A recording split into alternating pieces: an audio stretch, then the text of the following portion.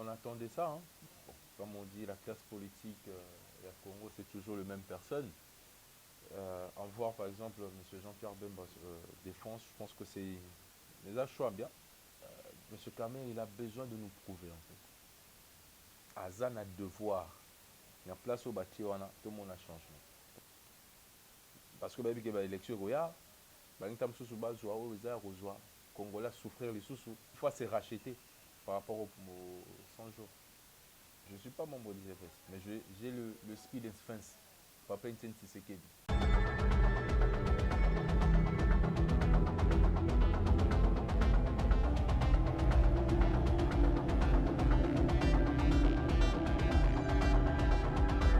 Ils sont les Américains à Moloko, tous abonnés dans ma peine TV contrôle.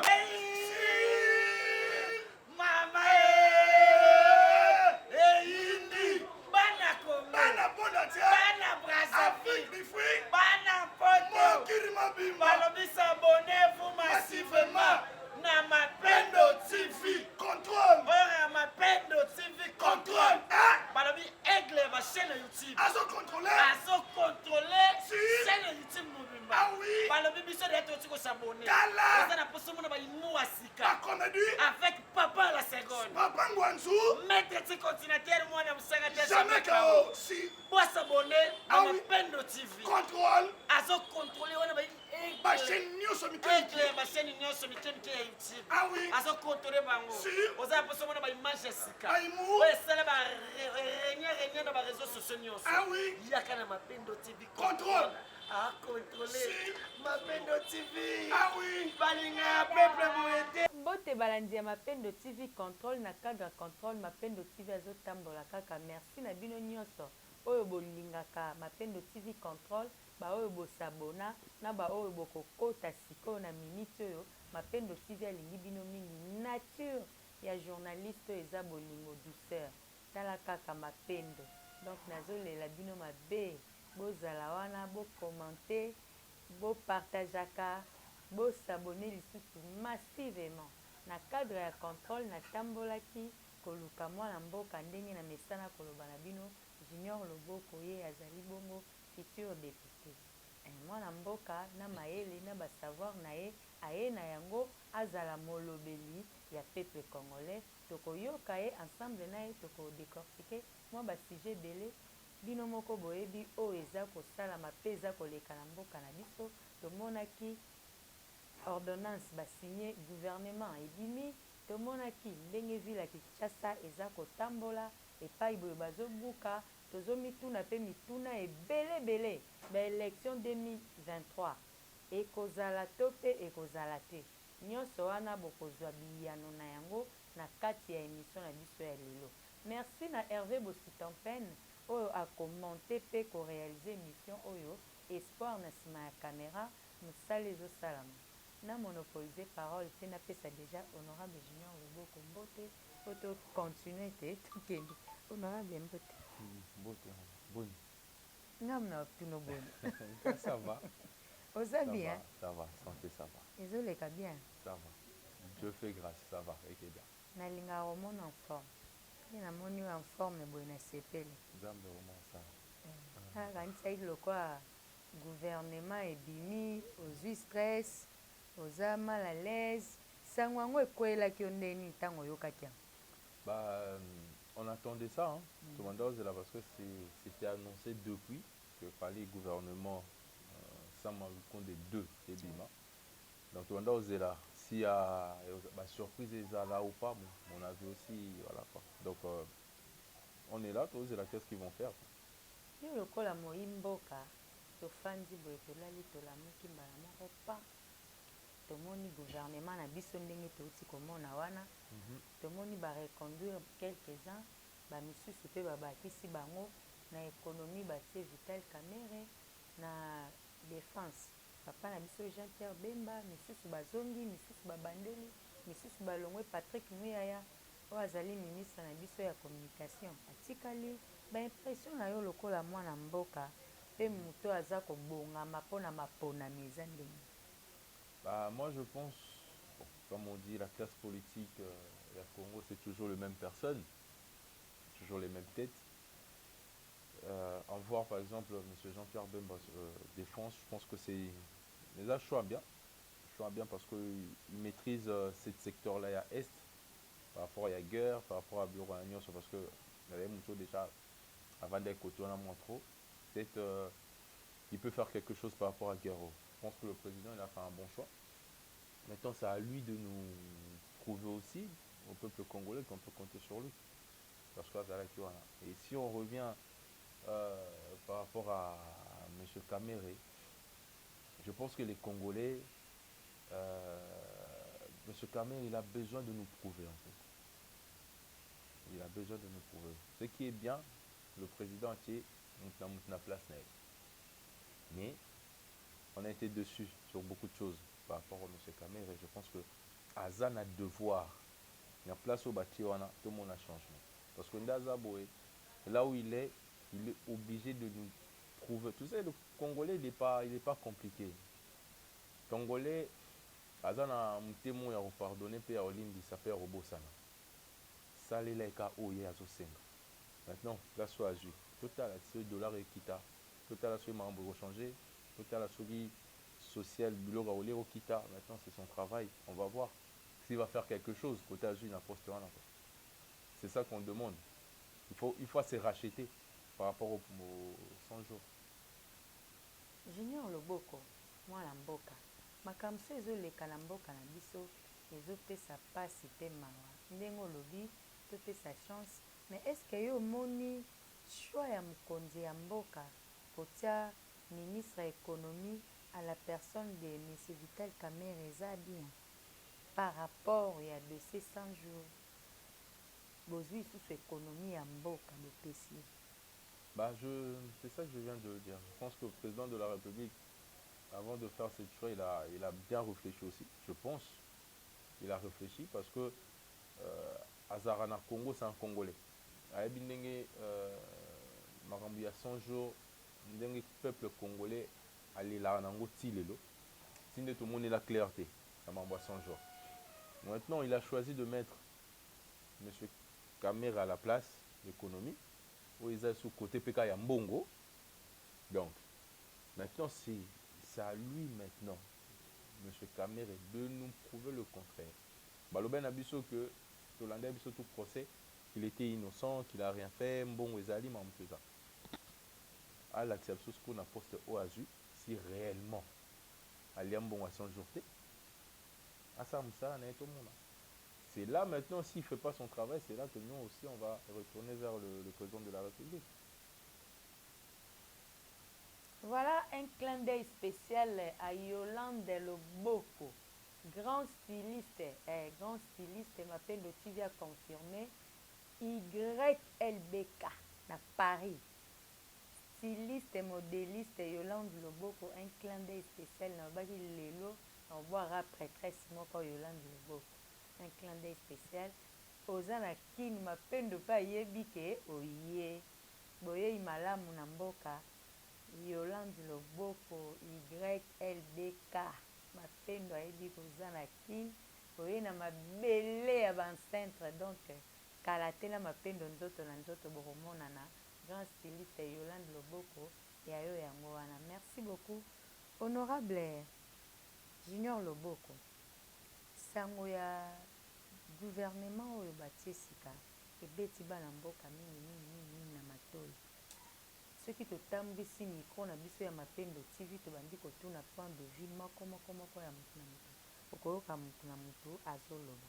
Mais namoni na image moko M. Vital Kamerhe azopromettre biso bana ya Congo ke dollar d'ici le 30 juin ekokoma na 1000 francs, 1 dollar 1000 francs. Nayebi te soki oza courant na yango oyo mpo oza kino ati est-ce que ezali ba fake news te to mpe eza flatterie te kokosa biso kolalisa biso ndenge bamesana kolalisa biso? Le gouvernement Bimi, pour être vrai, pour Toyoki Petit, Toyoka, comment les gens sont en train de réagir, je pense que beaucoup de gens ils sont un peu déçus de voir M. Vital sur cette liste-là. J'ai vu aussi sur les réseaux sociaux 1 $, 1000 francs congolais. C'est bien beau de parler. C'est bien. Je ne sais pas si c'est vrai ou c'est pas vrai, mon avis sur les réseaux sociaux. Mais lui-même, je ne sais pas, il n'a pas tweeté, il a rien dit depuis qu'il a été nominé. Mais il a été, on va essayer de voir. Jusqu'au 30 juin, c'est là. Hein. On est au mois de mars, avril, mai, juin. Dans Donc, pas longtemps. Donc, du coup, de toute façon, on va toujours avancer. Donc, Sora Sali, Yango, bravo, Tobe Telema beaucoup. C'est ça qu'on est en train de demander. Mais Sora Sali Yango T. Au moins, que Bazong Sibi Soka pour endormir encore ce peuple-là, parce que il y a l'élection, il y a l'élection, il y a Congolais souffrir les sous-sous. Il y a souffrir. Mais nous, on ne veut pas ça. On veut qu'il fasse le travail. Parce que Azan a devoir. Et pour ça, là, parce que c'est à 100 jours. Les habits sont en amitié. On n'a pas encore la confirmation. Tout à l'heure, le bill d'élection. On n'a pas encore la confirmation, mais on souhaite. On ne veut pas que l'élection soit latée. Exactement. Bossi bolobi bino batayi DPS te fatia osala deux mandats na ye. C'est-à-dire ceux qui ont déjà boteli deux mandats, c'est que l'élection ozala te po eloni ezolakisa ke ntango akopostule mbala oyo bakorelire ye. Po boteli déjà deux mandats na IDPS te fatia osala deux mandats. C'est qu'il n'y a pas élection. Bon imposer avant de wana deux mandats. Tu as imposé était dans un pays à la démocratie. C'est le peuple qui va voter. Ce n'est pas les membres d'IDPS. Moi, je ne suis pas membre d'IDPS. Je ne suis pas membre d'IDPS. Mais j'ai le speed and fence. Papa Etienne Tshisekedi. Moi, je fais sa politique, en fait. Et du coup, président Fati, tant qu'il y a une élection, ce qui peuple a moni que c'est lui qui va passer, bah, on vote à Oleka. Dans le pays démocratie, la République démocratique du Congo, donc du coup, on va partir dans les élections, peuple opposant, ce qui est Oleka. On t'a imposé à télé, on ne peut pas imposer, ça c'est à l'époque, il y a deux mandats, deux mandats, c'est les gens qui croient en lui qui vont voter. Sur aucun côté, à partir de telle personne en Oleka. Telle personne en Oleka. Dans la démocratie. Je donne la chance à président Fati à Oleka. Parce qu'on a vu qu'il a voté et il n'a sûr que à Oleka, par exemple. Tu vois? Maintenant, les autres aussi, c'est la même chose. Nous sommes par exemple, pas M. Fayoul ou Batne Babi Fayoul ou Oleka. Katumbi Oleka. Donc, c'est ça en fait la démocratie. Et on a dit non, Fati, on a deux mandats. Ça, c'est toi Fati. Ça, on ne peut pas les interdire de réfléchir comme ça. Donc, c'est pour ça que tu as imposé, le Congo, c'est un pays, la démocratie, c'est un pays libre.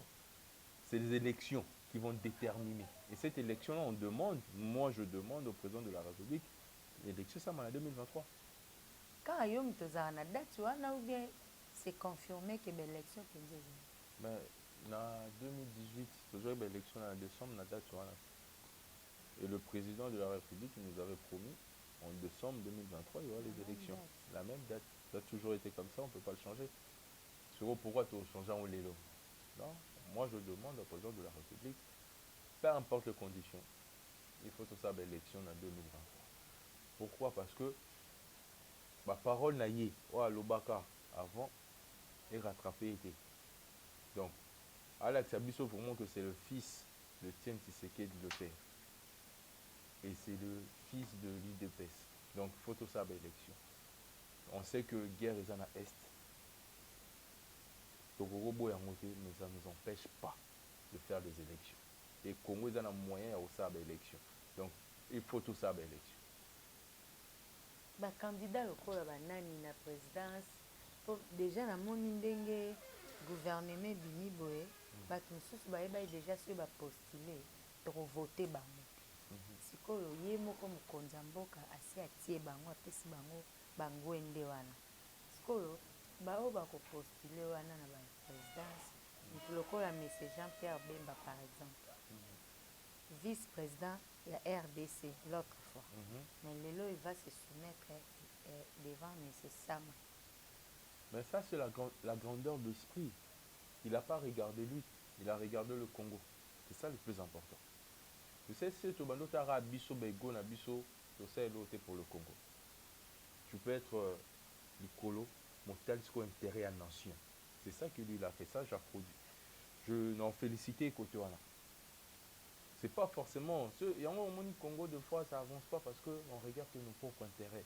Total intérêt à Congo, total à ma poche, total. Mais ce que lui il a fait, Azaki n'a pas poste à Suma Kiwana. Lelo, il est là où il est. C'est pour le Congo. C'est l'homme, il faut à la place en fait, à la place qu'il faut. Moi, pour moi, place Bachiwana, déjà pendant pour la place là. Il peut résoudre le problème de l'Est. Il peut. Je ne serais pas sûr à 100%, mais il peut. Parce qu'il connaît bien, parce qu'il a été là-bas. Ok. Voilà. Merci. Tozali bongo. Na honorable Junior Loboko mwana mboka tomeka kosala analyse question ya kolinga Congo Congo kaka nde eganye Congo kaka nde eza na kimia na este ya mboka na biso bitumba eza kosila te koto oyo gouvernement ebimi toyebi te topesi longonia na Igwe Jean-Pierre Bemba mwana mboka tozondima ke poste wana ye azwi ndenge honorable auti koloba ekosala malamu akosala mosala wana malamu. Bibiche Loboko akolanda émission oyo un clin d'œil spécial à Bibiche Loboko Aningimbi Nicole Safi Anne-Émilie Wabe je ne sais pas Anne-Émilie Wabal Anne-Émilie Wabal ya bino ya wana mapendo TV alingi bino mingi bango bazali bongo baninga ya prêtresse ya YLBK baninga ya Yolande Loboko grand styliste Bibiche Loboko tobosani yo te Aningimbi Nicole Safi Anne-Émilie Wabal baninga ya bato ya grand styliste towani na Congo aye aye donc mikolo oyo bomonaka mapendo TV na YLBK bongo LBK Paris voilà honorable oui. Tokotana na masolo na biso ya ville ya Kinshasa.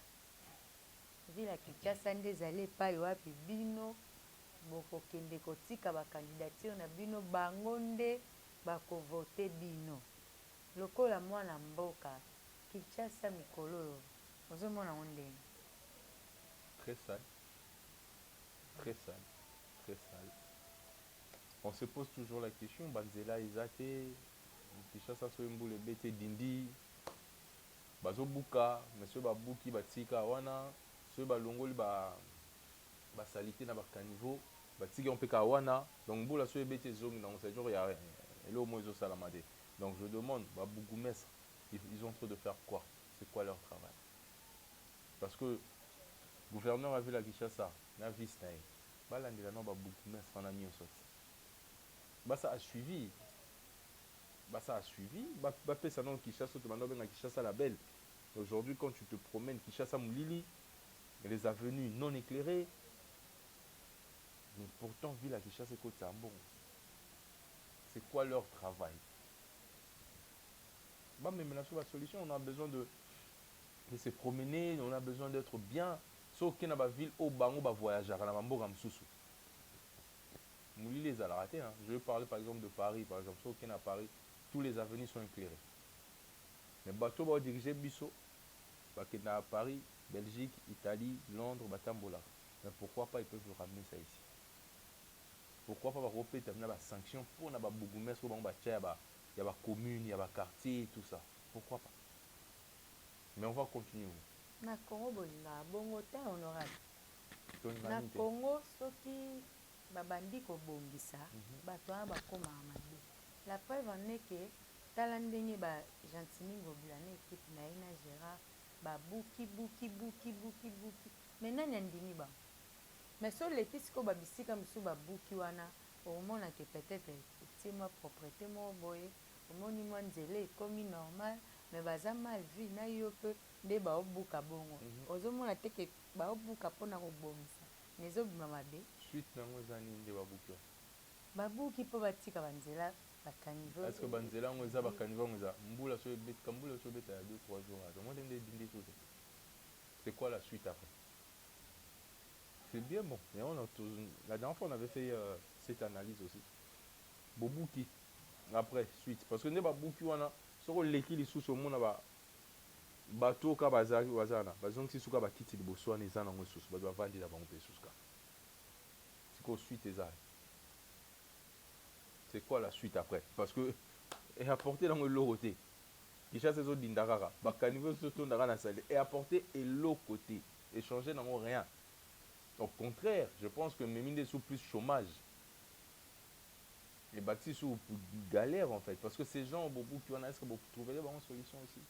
Parce que pour avoir Tongana, il y a autorisation dans la commune, il y a autorisation pour avoir bourgmestre, il y a autorisation dans l'État.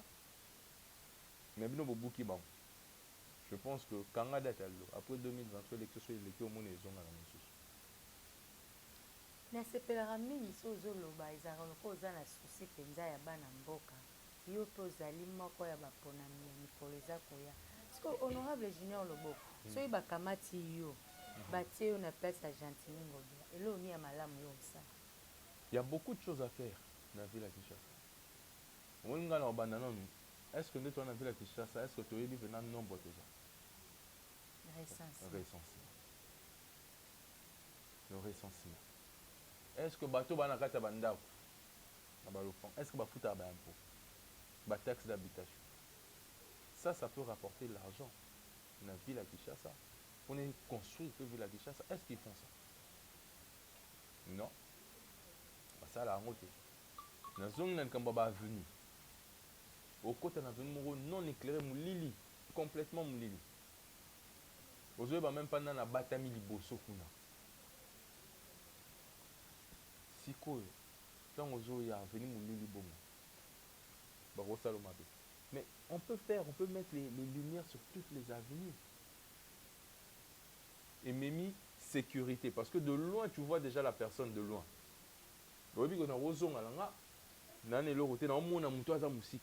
Mais avenue non éclairée. On voit dans les avenues, dans le rue, comment on pousse parce que les paves tondi nanzela. Ils attendent quoi pour l'enlever?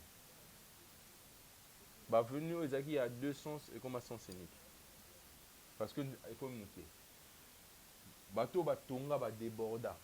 Mais l'État, orobobuka na banganda bateau na nyoso. Bobuka bateau bazwa na ba plastique, o batonga libanda nan. Bo raser bango. Même si ba mona no mabe mais c'est pour l'intérêt du pays parce que c'est le Congo c'est comme ça, bateau ba ko construire là où il faut pas construire, ils ont trop de construire.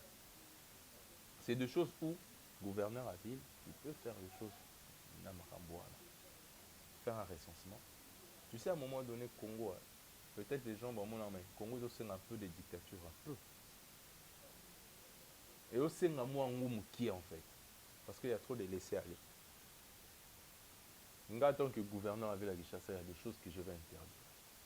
Les Nganda. Tu rentres dans une avenue, Nganda, église. L'éducation. Comment l'éducation à Bana?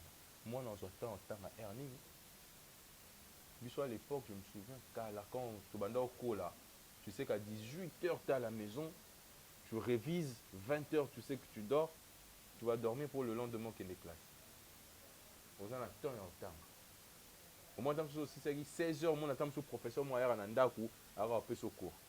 Mais les lots, ce qu'on a dans temps de musique et bandi. Au table, pasteur, moi, à l'hôtel. Dérangement total. Mais on peut mettre de l'ordre sur ça. Moi, on aura tant à moi, on aura bien le Fali, on aura bien le JB, on aura bien le Tounaye, on aura bien formule 7 à Fali dans leur tête.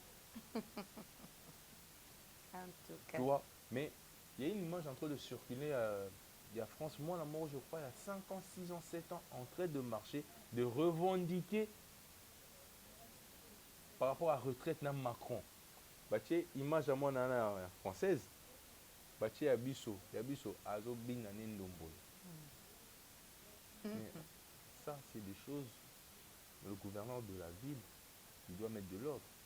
À telle heure, les bars, à qu'il ait décidé, Tu sais, apparemment, babanda au salon, mais si les policiers et moi, va finir moi le roman ou les qui n'ont essayé. Parce que suivez ça, continuité ça. Mais bon, moi, je vais acheter pour qu'on a la barre. Parce que ce soit c'est ça. À telle on va vivre. Mais c'est pour ça que je reviens à l'amour du Congo. Congolais, ils sont nourris dans le cerveau.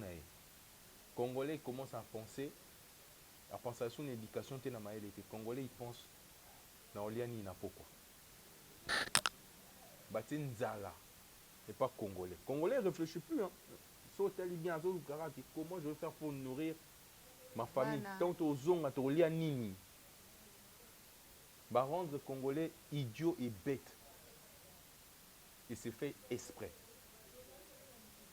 Parce que quand tu ne réfléchis plus dans la tête, tu réfléchis dans l'iboumu, au sein de l'autre. Au moment où en fait, tu commences à vivre, au moment où survivre, en fait. C'est ça aujourd'hui Congolais à Zan va rendre biso ba Congolais ba bruti ba tizengi. Ils ont détruit l'éducation, enseignement. Parce que quand tu es bête, tu peux rien faire. Yango lelo, on se bat pour ça. On se bat pour ça. Va réduire nos barbares. Va réduire nos l'église. Les gens vont sous. Va lukanon va trouver solution à l'église aux 4, 5 sur le même avenue. Va lukanon. Ça, moi, gouverneur de la ville de Kinshasa, je me battrai pour ça. Honorable bolobara mingi boye soko za libanda. Tomona bato belé balaka congolais balakaka. Soko za libanda. Mais nayebi te tant bokota kawana, qu'est-ce qui se passe au monde makambo nyonso zo loboyo au saela. Loboko peut-être tant akokoma wana akosala makambo ya zolo. Ba pe ça va chance na ngate, ba pe sa chance la jeunesse. Jeunesse conscient. Pas que moi. Tosé belé. Ba uta libanda mboka na ba baza pe na Congo. J'ai pas dit que le Congolais au baza bazoba fait. Non. C'est juste que bateau et ba diriger mboka. Ils ont fait que ces gens au jeunes au bana ba diplôme va se retrouver ezaka bango. On avait aussi gouvernement ebimi ba jeunes au président il avait demandé aussi sur total quand tout le monde c'est les mêmes personnes. C'est pour ça on demande aujourd'hui que Bappé ça fait chance à d'autres jeunes. Pas que le même personne, pas que le même tête. Il n'y a pas que moi. Mais avantage à bien Zani Lelo. Les paroles, Nyoso, et comment on tika. Et comment on tika. Il y a un moment, il y a d'autres images, par exemple, c'est la présidente Nabiso Pays. Ce qui est l'élection, c'est transition sans Kabila. Donc, c'est la présidente Nabiso. Ça veut dire que les images, les paroles, ça part plus, ça reste. Donc, je ne sais pas, on va arriver, on va essayer de faire quelque chose, d'apporter même un petit pied. Ce qu'on est en train de faire déjà, tout ça s'appelle jeunesse, tout ça s'appelle tout ça peuple congolais, tout ça s'appelle la diaspora aussi. C'est-à-dire que, venez, on va se battre. On ne va plus fermer notre bouche. Mais, je me demande, est-ce que bateau diriger Bissot? Tu sais, je vais te dire une chose. Moi, je suis un homme. Si on a 10 francs, 20 francs, 30 francs, comme on a pouvoir, on peut s'en ressourcer, c'est-à-dire on a 5 épices. C'est-à-dire, vraiment, on a quel côté moroboé, on a 5 biscuits. Parce que quelqu'un au hasard a une zame, alors il a souffert. Alors il a un table pour le moment. Mais eux, ils vont permettre à Bissot de souffrir. Sûr et certain. Sûr et certain. Ne va voyager à Mundela Salam mais tu vois que le blanc, même Bablo mais leur pays ils ont en train d'avancer.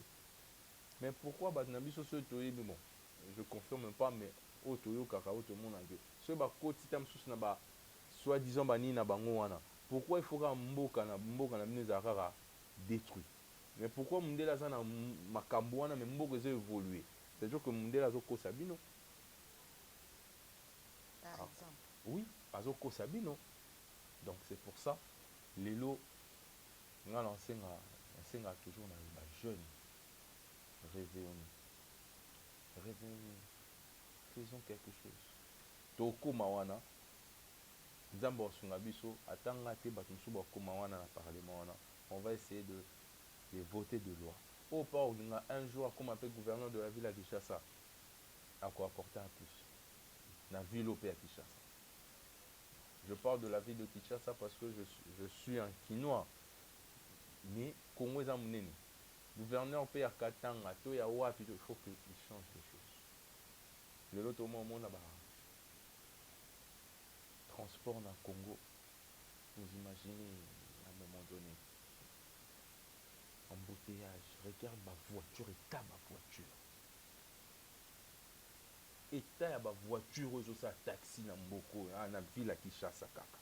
Et quand tambola lisuta, ça c'est danger pour le peuple, pour les gens.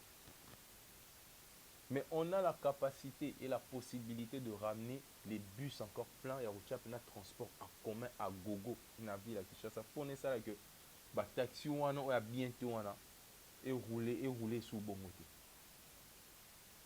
Qu'est-ce qu'il faut? Autant pour la bonne monnaie, sur les 207 morceaux ni parapluie à Sinezate, ni voiture autant pour l'assurance et athée. Mais sur à tout petit moutou, on a couvert comment? C'est-à-dire que on a vu un bimba et bébé nam. Sur a koufi banane, mais pourtant na poto voiture à vos bimandang, il faut assurer. C'est-à-dire que c'est pour toi et pour les gens qui sont au yoko tout à bango. Mais lorsqu'on a tout yo, l'assurance, il continue à payer la personne. On a penaza couvert. Mais c'est des choses. La ville à Kinshasa, ils peuvent le mettre en place. Pourquoi ils ne mettent pas en place? Système à fourrière, à dépanneur. Pourquoi ils ne mettent pas ça en place? Voilà, merci. Nabino se bozo landa biso. Honorable analyse biso ya mukolo lelo par rapport à R pour me pousser à moi muke na suka. Junior Marco azolanda biso epa yazali Junior Marco so na pesi mbote te na kinga baba olelo. Le formidable Brice Ngini pembeni ya mokonzi. Le formidable Brice Ngini yayo yango wana. Selbi Mbui Selix ye pa na marque na ye Mapendo TV kalata olata mo Selbi Mbui Selix yayo yango wana. Maître Blaise Moke, merci na bino nyonso bolinga Mapendo TV bosutenaka chaîne oyo na lela bino fort. Sino nando tanga bakomboa bozaka tellement ebele bo partageaka lien. Bozwi lien bo partager, bo aimer, bo commenter. Bo Mapendo TV contrôle ekola talarara contrôle toujours. Honorable, nalingaki mpona lelo tokomi kokende mwa moke na suki otala caméra oyebisa baélecteur na yo okosa bango te oyebisa bango sincèrement lelo bénéfice nini bango bakozala na yango soki bavote honorable Junior Loboko. Et je souligne que honorable Junior Loboko aza na fondation na ye aza na misala ebele azosala azoede bamama na kingabwa kuna baimage ezali ekoloba wana toyebi te tobenga yango azosunga mpo nano akomi te mpo tomonaka mpe bahonorable mosusu ntango nano akomi na ebonga wana te alekaka na babase azotika babasa nde namona dernièrement otosala me ntango kokoma wana base ekomi problème mpo banda koleka tala baélecteur na yo yebisa bango promettre bango eloko moko boye. Moi je pense que on nyonso so tali là on est en 2023 vague moko eyaki na période d'enrôlement bato babimi calme écoute ces gens là bazelaka 2020. Mais moi dans mon quartier j'ai commencé ma fondation depuis 2020. Les gens peuvent aller dans mon quartier. Ils vont voir. Moi, j'ai né, grandi dans Kingabwa, à Paris, on est tous là-bas en Europe. Mais la banda action on a fondé depuis 2020. Je ne pensais même pas dans ma tête que je dois postuler un jour. J'ai aidé les gens sans même réfléchir.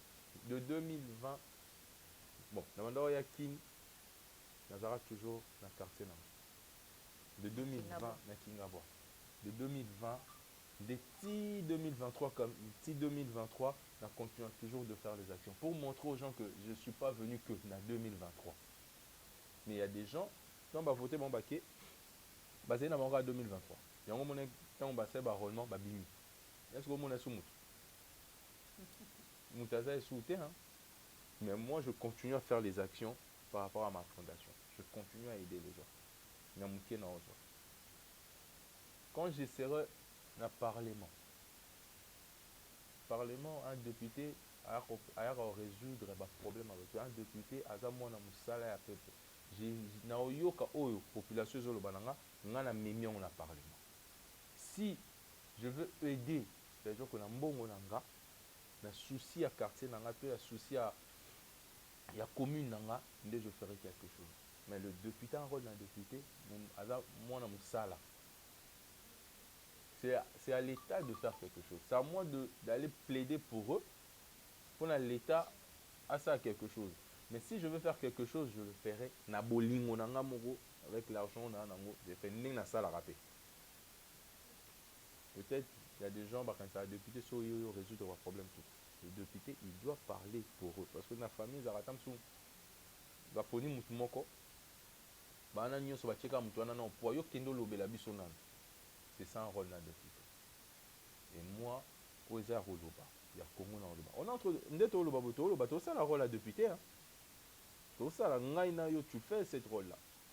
Est-ce que tu me permets de parler? Autant sous nous sommes rôle les cas devant télé pour la Loba, ngana to Roloba. C'est ça un rôle. C'est ça que je suis en train de faire et je pense que on a quoi arrêter et qu'on a zappé nga monter sur cette délai. On va continuer à faire quelque chose pour notre pays parce qu'on aime notre pays.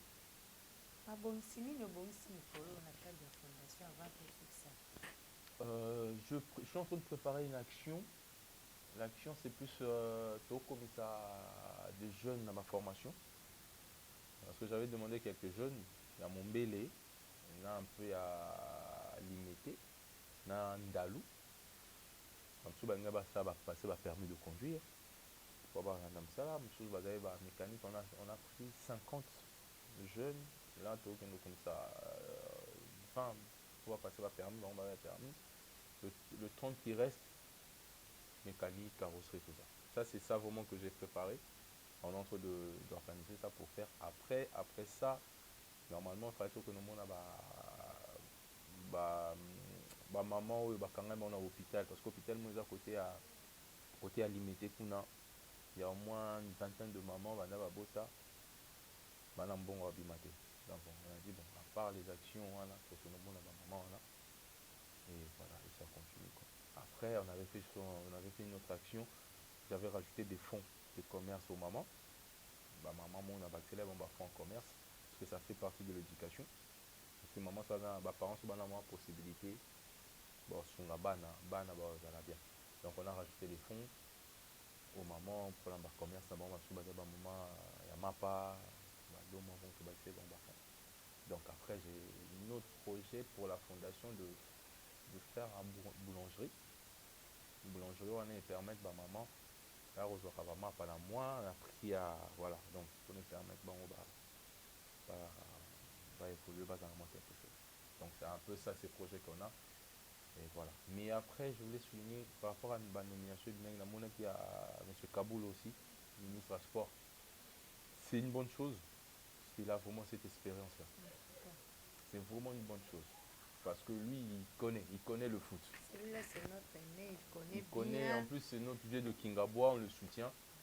Et il connaît le foot, il connaît le sport. Félicitations. Et je pense que le ministre à son excellence. Félicitations à lui. Kaboul. Et je pense et je suis sûr qu'il va faire quelque chose. Parce qu'il connaît il connaît.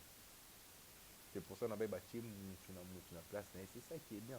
Aux mécaniciens, on tient la place, il y a Il y a boulanger, il y a Sensté. En tout cas. Donc là, c'est vraiment choix où c'est à féliciter quoi. C'est pas l'amour, hein. C'est à féliciter. Je ne pouvais pas finir l'émission sans la féliciter. Donc on a besoin de le parler. Donc voilà. Félicitations à lui et bonne chance. On est derrière lui. Bishop Banakinga Bois limité, donc on est derrière. Honorable Léona Tikalo Nanaki, oyo ba mama loba ke ya suka poto komi na suka, mais na koya kozonga la sima parce que tokei na ba ministère soki mibale to misaka. Émission ekoya kokota pe na ba ministère mosusu tolobela pe ba ministre wana oyo batie na ba place wana soki pe basengeli soki pe bakoki kosala mosala malamu bareconduire Patrick Muyaya toyebi te bilan na ye etake mwana mboka tokoloba yango na émission ya mbala nsima bato balingaka Mapendo TV Control bozape te abonnez-vous massivement parce que awa bobanda kozwa banews makambo nyonso ya honorable Junior Loboko pe ekoleka na Mapendo TV Control. Donc voilà, merci na basoutien oyo soki nayebisi bango te ke basoutenaka Mapendo TV Control epai bazali baosepela na ngai te ya Gino Bantu Père Double. Merci pour la soutien, merci à José Diabanga Emengoy NGB agence ya monene ya fête yango ezotika Mapendo TV te. Merci na bino nyonso bato bolingaka ngai topesa honorable maloba ya suka mpona lelo po tokabwana otali kamera na yo olobi maloba suka na rythme ya Congo mpe toyebi te soki oza na bato mibale misato ya kopesa mbote mpona lelo yo badepute bopesa mbote Merci, bon, salutations, mais le plus important, c'est dans nous Congo, nous. Mais merci à toi, merci à toute l'équipe. Comme je voulais dire, vraiment, je demande d'abord aux gens de s'abonner. Abonnez-vous massivement sur Mapendo TV Control. Comme j'avais dit, vous souvent. Et je demande à tous les gens. Il y a ma grande sœur Bibi Loboko qui a son association Arc-en-Ciel. Là, il avait commencé, il fait des actions ici. Bon, ça a fait action on a un niveau à Paris aussi. Ça enroule parce qu'on veut le changement. Donc, naïe to préparer action moko. To préparer action moko na Arc-en-Ciel. Et je demande aux gens, aux jeunes de la diaspora, de Kinshasa, de Congo, de partout, tout élément. Bunda pour le Congo. Vraiment pour le Congo parce que Congo y a papa, Congo y a maman. Donc on ne peut pas laisser aux gens piétiner par rapport à la richesse nationale. On ne veut pas ça. Maintenant, c'est à nous de se réveiller. Diplôme est vendu dans le comme ça les acquis. Tout créer activité, tout créer emploi pour aller au Congo et que les beaux prenez-vous en charge. Voilà. Le peuple d'abord. Et le peuple il gagne toujours, gagnera toujours. Le peuple gagnera toujours. Vouloir ou pas, on va toujours gagner. Peu importe, mais on va toujours gagner. Voilà, le peuple d'abord. Je ne sais pas. Hervé Bossitampène, merci. Merci, n'est-ce pas, si on pouvait s'élever pour la honorable pour lelo. Tokomi na suka, bino batbolinga Mapendo TV, bo continuer ko s'abonner, ba commentaire mingi ça rabiso bien, pour te changer style. Topé mode ya kosaela bino misala toza mpona bino toyebi ke bolingaka biso mingi ndenge moko mpe biso tolingaka bino groupe Bomba Honorable si on pouvait s'élever totolaka bandeko na biso balandaka biso bainternaute partout esika nyonso bakolanda biso tokomi na suka mpona mokolo lelo. Je pense que honorable oyo eza ndako na ye kozonga lisusu na plateau ya Mapendo mpo makambo ya kolobeza ebele. Donc pour la lelo na remercie. Merci à toi. On se revoit prochainement avec un nouveau numéro, un autre numéro. Avec plaisir. Merci à toi. Bye.